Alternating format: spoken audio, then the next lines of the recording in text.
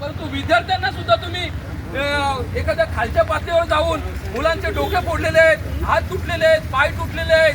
आज जे शास्त्रज्ञ आहेत तर त्यांना बाहेरच्या देशामध्ये त्यांना मान सन्मान पूर्ण देशामध्ये असे शास्त्रज्ञ जर उपोषणाला बसत असतील आणि 25 दिवस घालवले तरी या देशाचे शिक्षण मंत्री राजीनामा जर देत नसतील, जी 20-25 विद्यार्थी जे आत्महत्या केलेले आहेत त्यांची जर जबाबदारी सरकार जर घेत नसेल तर सरकार कशासाठी आहे आणि हा देश कशासाठी तुम्हाला प्रतिनिधी म्हणून देशाचे कशासाठी निवडलेले आहेत. तर या मोदी सरकारने त्या प्रधानाचा राजीनामा घेतला पाहिजे. त्याचबरोबर विद्यार्थ्यांना न्याय दिला पाहिजे. शिक्षण व्यवस्था ही बदलवली पाहिजे. विद्यार्थ्यांच्या बाजूने न्यायनिवाडा केला पाहिजे.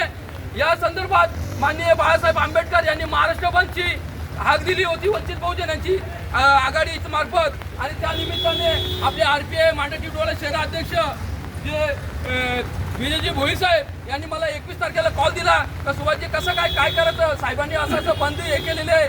विद्यार्थ्यांना जे अन्याय अत्याचार 20 तारखेला जो झालेला आहे तो अतिशय भयानक आहे आणि त्या पद्धतीने आम्ही सुरुवात केली आणि त्या पद्धतीने 2 दिवसामध्ये लोकांनी जे नागरिक आहेत, सुज्ञ नागरिक आहेत ते या ठिकाणी जमलेले आहेत. कारण या विद्यार्थी हा पूर्ण देशाचे विद्यार्थी आहेत आणि ते देश घडवणार आहेत आणि त्यांना जर न्याय निवाडा होत नसेल तर खूप भयानक आहे. अशा सरकारचा सगळ्यांच्या वतीने किंवा मी वंचित बहुजन आघाडीतर्फे आणि एक भारतीय नागरिक म्हणून या ठिकाणी निषेध करतो आणि माझे 2 शब्द संपवतो. यानंतर आपली हक्क नको, फक्त मला शिक्षणाचा हक्क हवा आहे. हा हक्क तुम्ही मला उपकार म्हणून नाही देणार, हा माझा अधिकार आहे म्हणून तुम्ही मला देणार, बरोबर. आणि एवढे दिवस हे उपोषण चालू आहे, त्याला कोणीही तिथे जाऊन कोणीही तिथे हे नव्हतं केलं.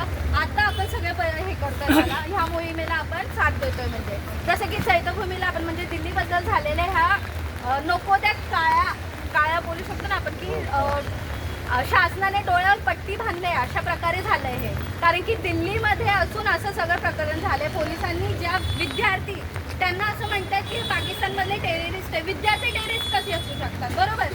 आणि विद्यार्थी आपला हक्क म्हणून तिकडे गेले होते की आमचा अधिकार आम्हाला मिळायला हवं. फक्त शिक्षणाचा अधिकार मागतो आम्ही, बाकी काही नाही. या सरकारला असं हवंय का मग आम्ही फक्त बेरोजगार तर आहोतच, आता शिक्षण झालंय, बेरोजगार आहोत, कुठेही कामधंदे नाही आहेत आम्हाला, आम्ही घरी बसलोय असं. आणि पुढेही जे पिढी येते ती विद्यानं म्हणजे अभ्यास न करता फक्त अशीच राहावी अशिक्षित म्हणून. त्यांना काही काम नको, त्यांना काही नको, म्हणजे गुलामगिरीमध्ये ठेवणार आहेत हे लोक आम्हाला, असं म्हणून आम्ही हा अधिकार मागत होतो. दिल्लीमध्ये हेही झालं हे सगळं आणि दिल्लीत मुंबईमध्ये पण हा मोहीम म्हणजे राबवण्यात आली होती.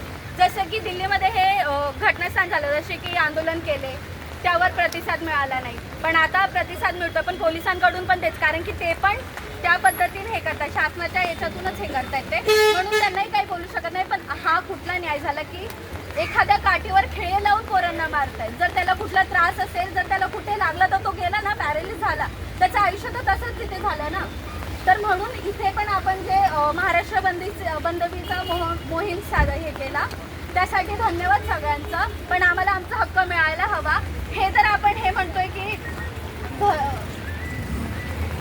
धर्मनिरपेक्ष राष्ट्र आहे आमचं, आम्ही कुठल्या जाती वगैरे याच्यामध्ये हे नाही करत आहे. अभ्यासाबद्दल हे करतो, शिक्षण आम्हाला मिळायला हवं म्हणूनच आम्ही ही मोहीम राबवली.